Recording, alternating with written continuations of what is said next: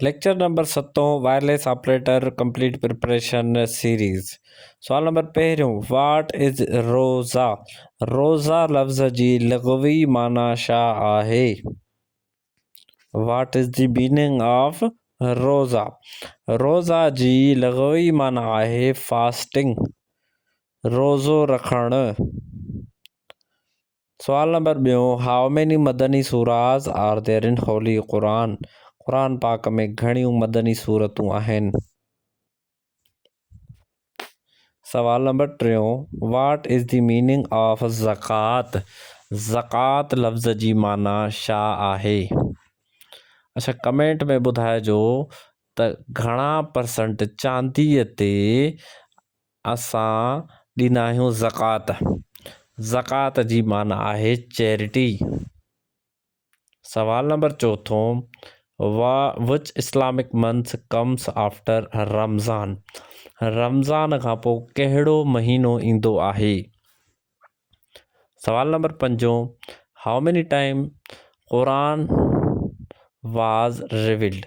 अच्छा, क़ुरान पाक केतिरे टाइम में नाज़िल थियो? हाउ many times Quran was in revealed? Gradually over 23 years।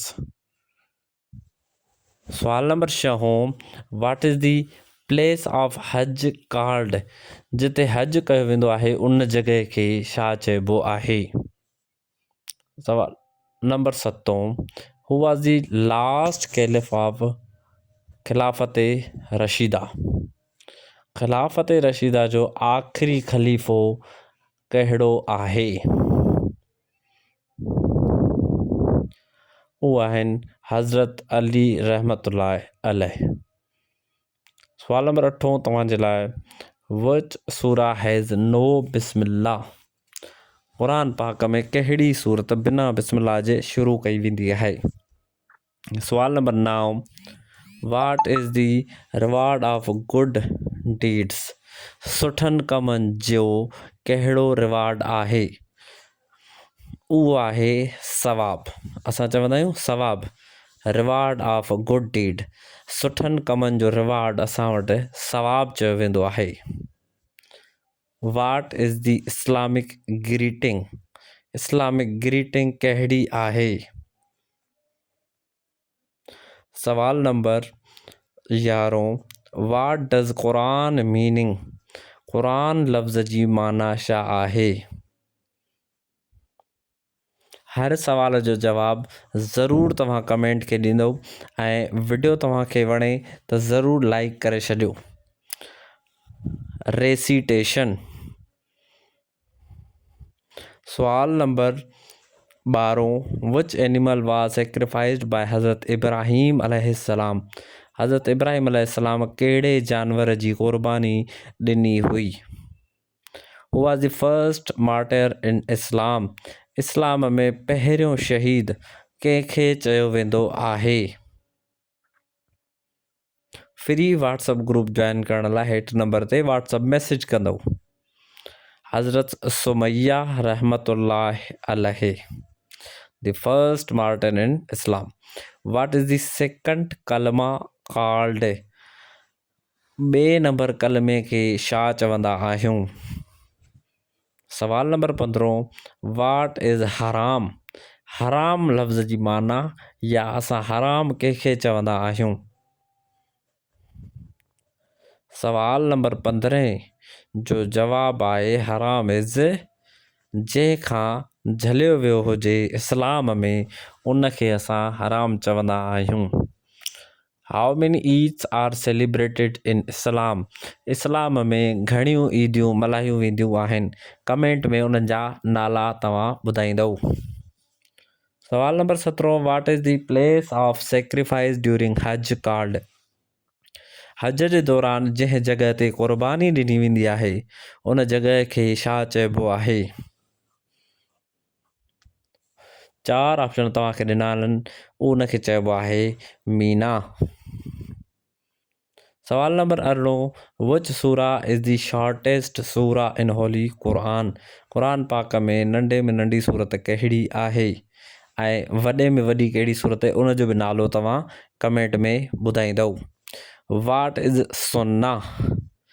सुन्ना असां कंहिंखे चवंदा आहियूं? सुन्नत असांखे छाखे चवंदा आहियूं?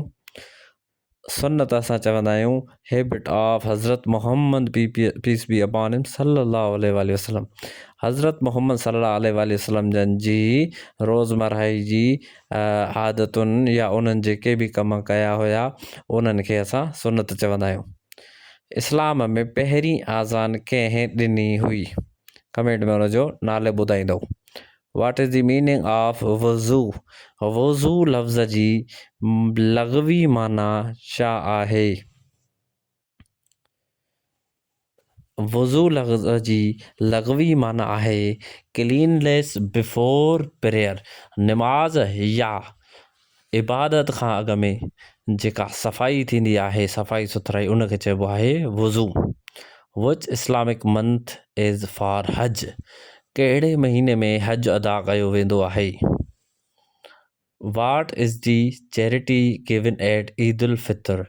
ईद उल फितर जे दौरान जेका ज़कात कढी वेंदी आहे उनखे असां छा चवंदा आहियूं? ईद उल फितर जे दौरान जेको असां ज़कात कढंदा आहियूं या चैरिटी ॾींदा आहियूं उनखे असां फितरानो चवंदा आहियूं। What is the house of Allah called? Allah पाक जे जो घर कहिड़ी जॻह खे चयो वेंदो आहे? सवाल number 25। What is the Islamic law called? Islamic कानून खे छा चयो वेंदो आहे?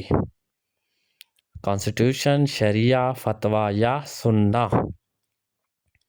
इस्लामिक कानून खे असां शरिया चवंदा आहियूं।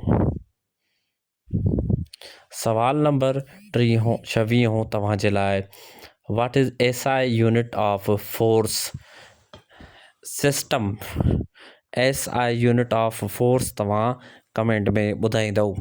Speed is defined as? Speed जो फार्मूलो छा आहे? Speed is equal to distance upon time. Speed मालूम करण जे लाइ असां डिस्टेंस खे वंड कंदा आहियूं टाइम सां। What is the SI unit of work? Work जो SI यूनिट छा आहे? कमेंट में ॿुधाईंदव। Which type of energy does a moving object have? कोई बि ऑब्जेक्टिव आहे, कोई बि ऑब्जेक्ट मतिलबु काई बि शइ जेका मूविंग में आहे त उनखे कहिड़ी एनर्जी पज़ेस करे थी? उहा आहे kinetic energy. Kinetic energy possess करे थी। What is the unit of power? Power जो यूनिट कहिड़ो आहे? सवाल number 31। The force that opposes motion is called? उन फोर्स खे छा चवंदा आहियूं जेको अपोज़िट हूंदो आहे मोशन जे?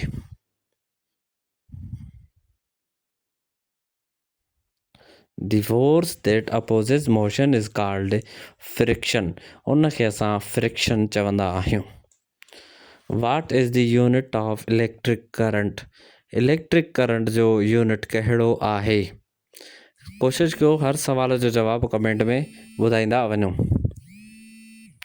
विच device measures electric current? Electric current कहिड़ी डिवाइस मेयर कंदी आहे?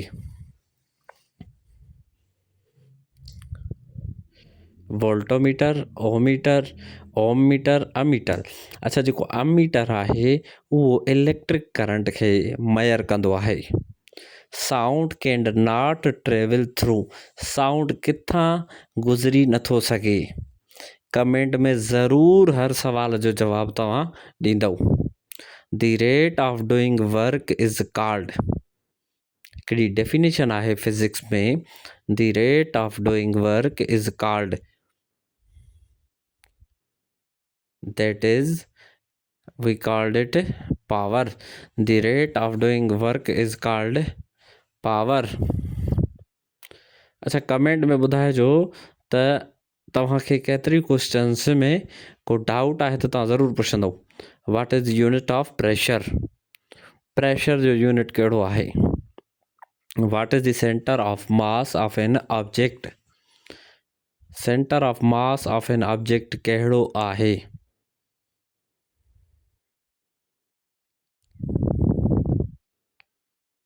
उहो आहे सेंट्रियोइड। सेंट्रियोइड खे असां चवंदा आहियूं centre of mass of an object. What is the SI unit of energy? SI unit कहिड़ो आहे एनर्जीअ जो? सवाल number 39, what is acceleration due to gravity on earth? जेका ग्रेविटी आहे उन जो रेट केतिरो आहे, उन जो पावर केतिरो आहे मीटर पर सेकंड स्क्वायर में? उहो आहे 9.8 metre per second square. Which color of light has the shortest wavelength?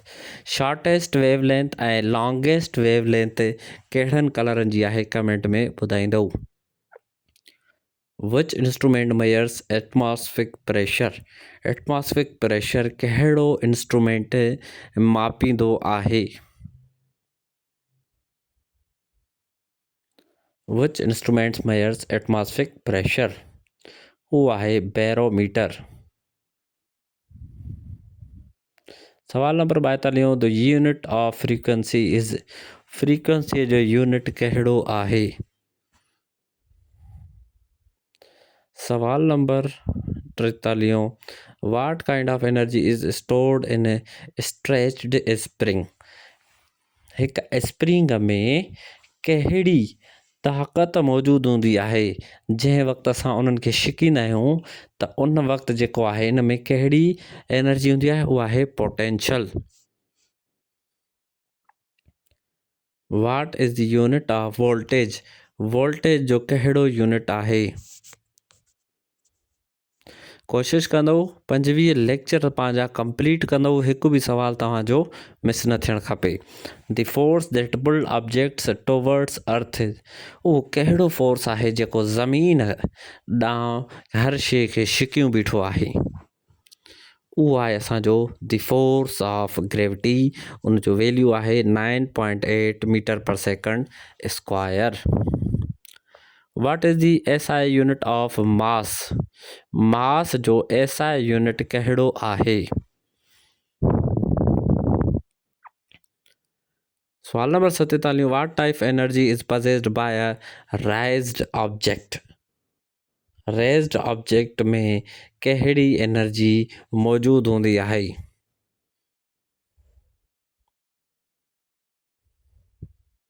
उन में हूंदी आहे पोटेंशियल एनर्जी।